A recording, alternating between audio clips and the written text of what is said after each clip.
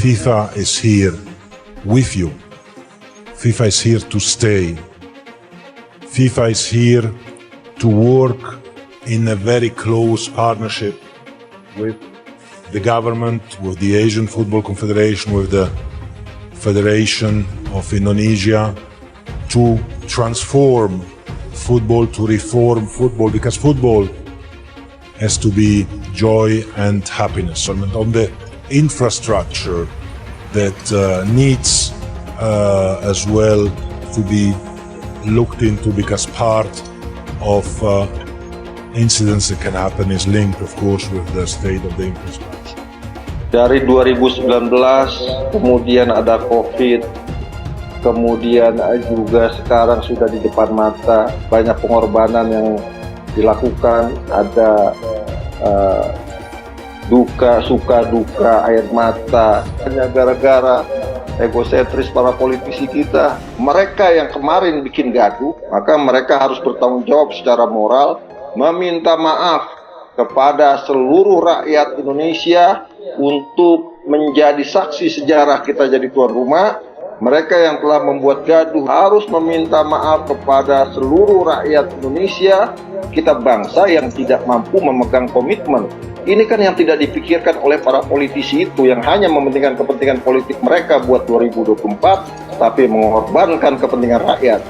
Jadi ini situasi yang memang pelik. Sejatinya memang kalau dalam sepak bola, politik dan sepak bola atau politik dan olahraga harusnya bisa terpisah atau tidak saling campur aduk. Seharusnya, sejatinya. Karena dalam sepak bola pun ada asas namanya netralitas dan non-diskriminasi. Itu tercantum di statuta FIFA maupun di statuta PSSI sebagai negara anggota atau federasi anggota dari FIFA. Jadi ada yang namanya asas netralitas dan non-diskriminasi. Itu adalah prinsip dari sepak bola. Tetapi pada kenyataannya sulit sekali memisahkan, atau hari-hari terakhir ini, belakangan ini sulit sekali memisahkan antara olahraga dengan politik.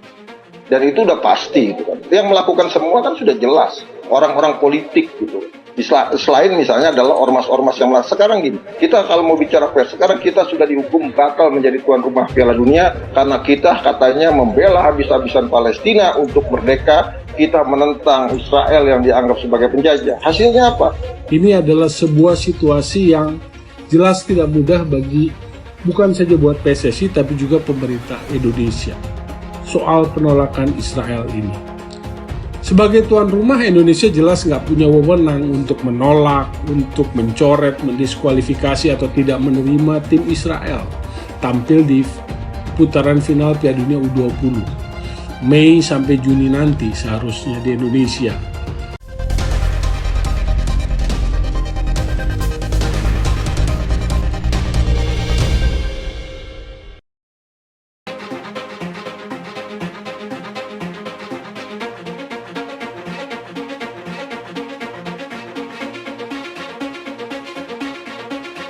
Sampai saat ini Federasi Tertinggi Sepak Bola Dunia, FIFA, belum menentukan sejumlah venue yang akan digunakan untuk pertandingan dalam Piala Dunia U17.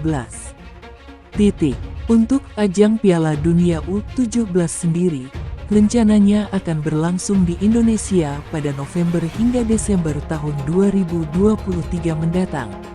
Pemerintah Indonesia sendiri sudah menyiapkan sekitar 8 stadion sebagai venue untuk ajang tersebut. Namun, Presiden Joko Widodo, Jokowi, menyebut FIFA yang lebih memiliki hak prerogatif sebagai pihak yang berwenang untuk memilih stadion yang akan digunakan. Yang menentukan, stadion, FIFA bukan presiden, tugas kita menyiapkan, memperbaiki, merenovasi. Kalau sudah FIFA kesini, siap nggak? Jadi itu, kata Jokowi di Stadion Sijalak Harupat, Soreang, Kabupaten Bandung. PSSI sendiri sebelumnya sudah mengumumkan 8 stadion yang akan diajukan ke FIFA sebagai venue ajang Piala Dunia U17. Stadion itu, yakni Gelora Bung Karno, Jakarta, Gelora Sriwijaya, Palembang, Sijalak Harupat, Kabupaten Bandung, Manahan, Solo, Gelora Bung Tomo, Surabaya, dan Kapten Iwayan Dipta, Bali. Untuk 2 stadion lain, seperti Jakarta International Stadium, JIS, dan 1 stadion lainnya yang masih menjadi tanda tanya. Karena hanya disebut berada di sekitaran Jakarta, 6-8 stadion disiapkan. Tapi nanti sekali lagi ini ada dicek FIFA yang mana yang akan ditentukan, sehingga yang menentukan sekali lagi adalah FIFA. Kita menyiapkan saja, ungkapnya. Pada ajang Piala Dunia U20 yang batal berlangsung di Indonesia, FIFA sendiri memilih 6 venue. Bisa jadi hal yang sama juga terjadi untuk ajang Piala Dunia U17, dan 8 stadion yang diajukan PSSI akan menjalani proses seleksi yang ketat dari FIFA.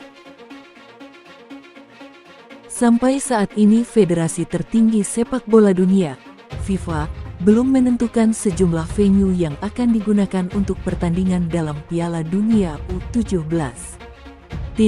Untuk ajang Piala Dunia U17 sendiri, rencananya akan berlangsung di Indonesia pada November hingga Desember tahun 2023 mendatang. Pemerintah Indonesia sendiri sudah menyiapkan sekitar 8 stadion sebagai venue untuk ajang tersebut. Namun, Presiden Joko Widodo, Jokowi, menyebut FIFA yang lebih memiliki hak prerogatif sebagai pihak yang berwenang untuk memilih stadion yang akan digunakan. Yang menentukan stadion, FIFA bukan presiden, tugas kita menyiapkan, memperbaiki, merenovasi. Kalau sudah FIFA kesini, siap nggak? Jadi itu, kata Jokowi di Stadion Sijalak Harupat, Soreang, Kabupaten Bandung. PSSI sendiri sebelumnya sudah mengumumkan 8 stadion yang akan diajukan ke FIFA sebagai venue ajang Piala Dunia U17. Stadion itu, yakni Gelora Bung Karno, Jakarta, Gelora Sriwijaya, Palembang, Sijalak Harupat, Kabupaten Bandung, Manahan, Solo, Gelora Bung Tomo, Surabaya, dan Kapten Iwayan Dipta, Bali. Untuk 2 stadion lain, seperti Jakarta International Stadium, JIS, dan 1 stadion lainnya yang masih menjadi tanda tanya. Karena hanya disebut berada di sekitaran Jakarta, 6-8 stadion disiapkan. Tapi nanti sekali lagi ini ada dicek FIFA yang